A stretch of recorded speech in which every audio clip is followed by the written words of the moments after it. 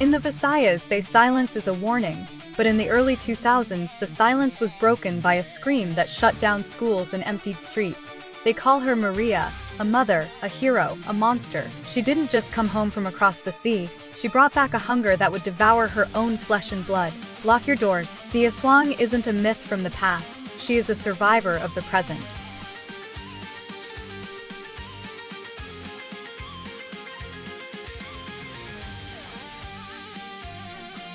Listen closely, do you hear that? It is the sound of a rhythm you were never supposed to recognize. The haunting, rhythmic pulse of La Danse Macabre, echoing through the humid air of the Visayas. This isn't just a story told to keep children in bed, it is a ledger of blood, a forbidden manuscript written in the ink of a mother's betrayal. In the year 2000, a shadow fell over the Philippines that didn't come from the clouds. It was a name, Maria Labo, a name that carried the weight of a curse so potent it shut down schools, emptied the bustling markets of Iloilo, and forced an entire nation to bolt their doors before the sun even touched the horizon. We are taught that a mother's love is the closest thing to the divine on this earth. But what happens when that divinity is hollowed out? What happens when the hands that once cradled you begin to sharpen? Imagine the scene. A small, rustic kitchen, lit by the flickering, sickly yellow glow of a single bulb. The air is thick, not just with the tropical heat, but with the scent of ginger, lemongrass, and a metallic tang that clings to the back of your throat.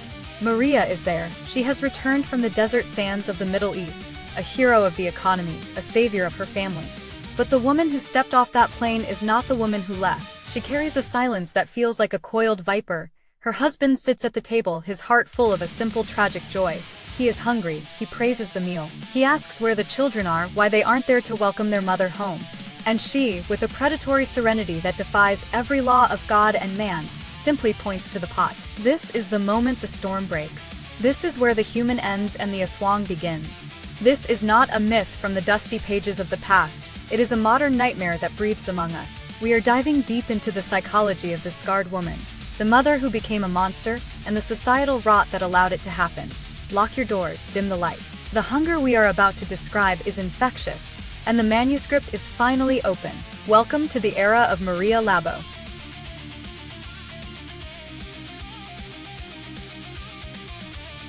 To understand the tragedy of Maria Labo, we must first perform an autopsy on the myth itself. In the cultural soul of the Philippines, the Aswang is not a singular creature. It is a taxonomy of terror, an umbrella term that covers the shapeshifter, the witch, the bloodsucker, and the ghoul. But Maria is a specific rebellious evolution of this ancient fear.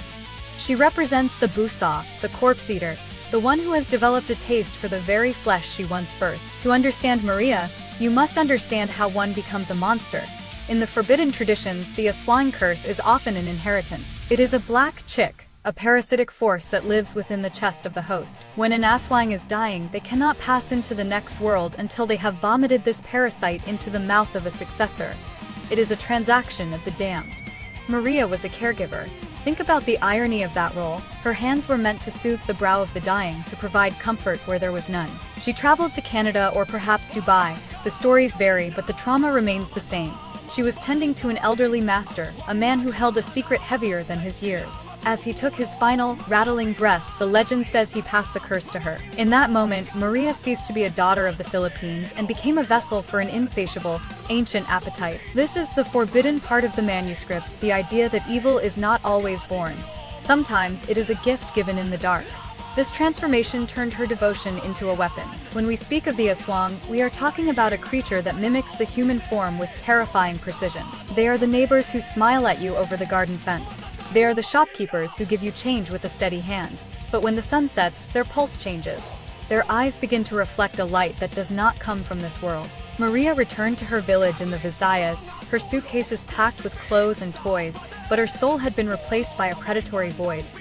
She was no longer a wife, she was no longer a mother, she was a busaw, hiding in the skin of a hero. The tragedy of Maria Labo is that the people who loved her most were the ones who invited the hunger into their home, never realizing that the woman they were kissing was already planning the feast.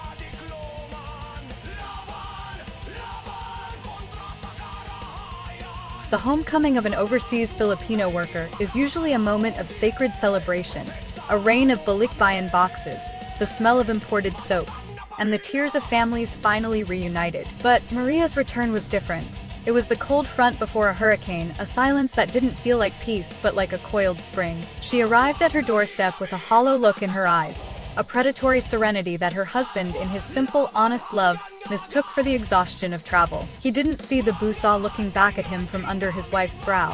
He didn't see that the woman he had sent away to save their family had returned as the architect of its destruction. This chapter of the manuscript is stained in a crimson that no amount of prayer can wash away. Let us describe the banquet. It is the darkest, most rhythmic pulse in our story. The air in the kitchen that night was thick with the scent of a stew, a traditional dish, seasoned with the spices of the land, ginger to sharpen the senses and salt to preserve the lie. The husband sat at the wooden table, his heart heavy with a joy he thought he had earned through years of separation. He praised the meal. He ate with the hunger of a man who finally has his world back in order. But as he chewed, the rhythm changed. The texture was wrong. The silence from Maria, who stood in the shadows by the stove, was too heavy. When he asked the question that every father asks, "Where are the children? Why aren't they eating with us?" The storm finally broke. She didn't scream. She didn't cry. She simply pointed to the pot simmering on the stove. This is the ultimate rebellion against the cultural soul of the Philippines. The violation of the sacred bond between mother and child. In our religious intensity, the mother is the ilaw ng tahanan, the light of the home. Maria didn't just extinguish that light, she consumed it. Can you feel the weight of that realization? The moment the husband looked into the pot and recognized the small, delicate fingers of his own legacy. The explosion of violence that followed was not just a domestic dispute, it was a holy fury. He took his bolo knife, the tool he used to provide, the tool he used to clear the land, and he turned it into the tool of the executioner. In that moment, the kitchen became a cathedral of grief, and Maria Labo was finally unmasked. She wasn't just a murderer, she was a desecration of the natural order, a creature that had traded her humanity for a hunger that could never be satisfied.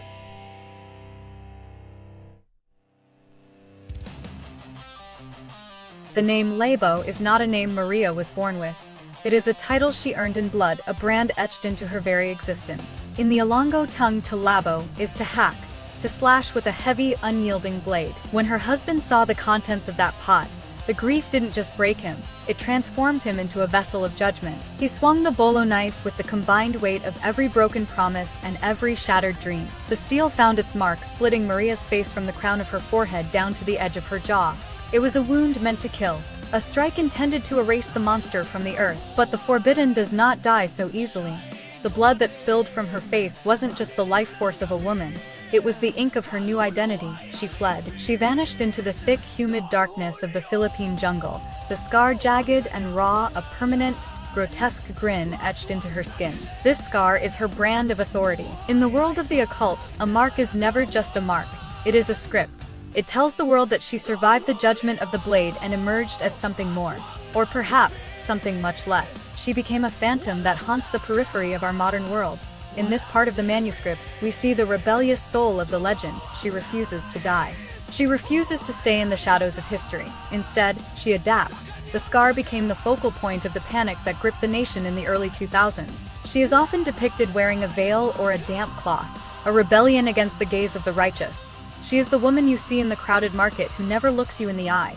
She is the shadow in the back of the jeepney that makes your hair stand on end. The labo is the mark of the permanent outsider, the physical proof that she has stepped outside the circle of humanity. When we talk about Maria, we aren't just talking about a woman with a scarred face. We are talking about the fear of the hidden monster. The idea that the person standing next to you in line might be carrying a secret that would freeze your blood.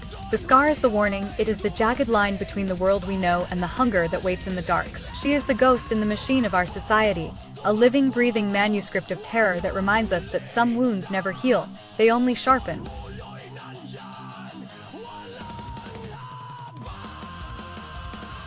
Now, we must turn the page to the most uncomfortable chapter in this ledger, the cultural soul of the Philippines and the shadow cast by the overseas Filipino worker. Why did the legend of Maria Labo ignite a national hysteria like no other? It is because she is the dark mirror of our greatest national sacrifice. In the Philippines, the Aviu is hailed as a modern-day hero, the Bagong Bayani, who crosses oceans to keep the flickering lights of home burning. But every hero's journey has a shadow. Maria represents the silent, rebellious fear that we dare not speak aloud. The fear of what happens when a mother is hollowed out by the very world she is trying to save. When a mother leaves for Canada, Dubai, or the Mediterranean to care for another family's children, a jagged hole is left in the center of her own home.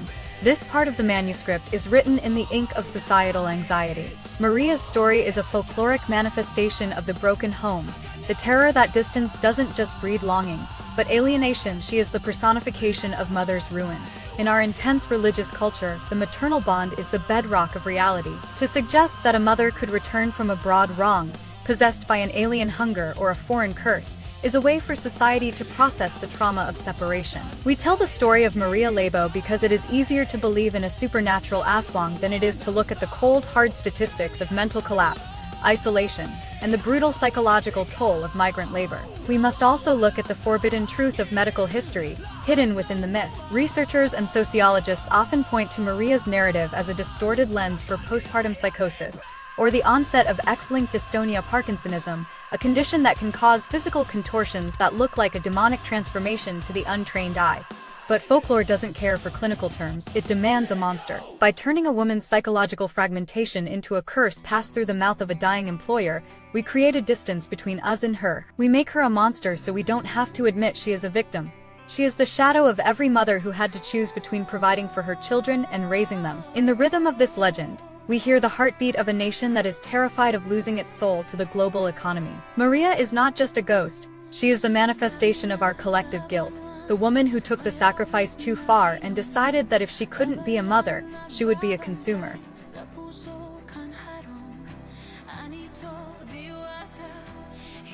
So, where does the legend breathe today? The manuscript of Maria Labo doesn't end with a period.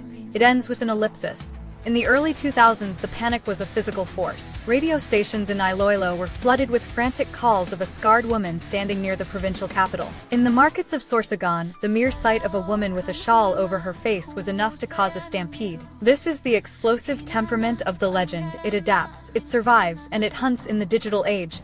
Maria Labo has moved from the whispers of the village to the viral threads of the internet. She has become a digital phantom, a creepypasta that feels more real than the news because it taps into that ancient rhythmic fear of the dark. She is the woman seen at the back of a midnight bus in Negros, her face turned toward the window, her reflection showing a scar that shouldn't be there. She is the manicurist in a small town who works with a heavy fringe of hair covering half her face.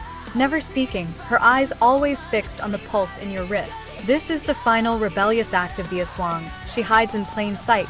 She is the reminder that the forbidden is never truly gone. It just changes its clothes. We tell her story not because we want to believe in monsters, but because we need to remind ourselves that the line between the protector and the predator is thinner than the edge of a bolo knife. The legend of Maria Labo is a warning written for a world that has forgotten how to listen to the wind. The manuscript is heavy, the ink is dry, and the rhythm of La Danse Macabre is finally fading into the background. But remember, once you have heard the name, you are part of the story. You have looked into the pot, you have felt the weight of the scar. Whether Maria was a woman broken by the world or a demon born of a dying man's breath, she remains the most intense reflection of our own darkness. She is the hunger that waits for the lights to go out. She is the mother who never came home and the monster that took her place. The storm has passed for now, but the clouds are always gathering on the horizon. I am Krista the Chronicler. Until next time, keep blasphemous, folks.